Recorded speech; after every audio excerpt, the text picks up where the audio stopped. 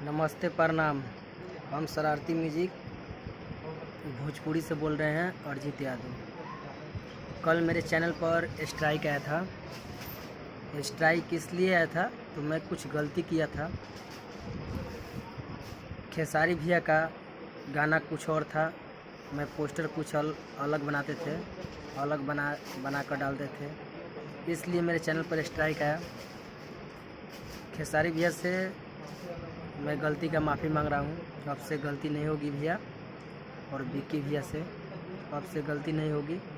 और जो भैया गलती करते हैं, जो भैया ऐसा कर रहे हैं वो ना करें, नहीं तो आप लोग पर भी स्ट्राइक आएगा। जो गलती कर दिए हैं वो अपने चैनल पर से सब वीडियो डिलीट कर दें, नहीं तो आप लोग पर भी स्ट्राइक जाएगा। ऐसा बात नहीं है।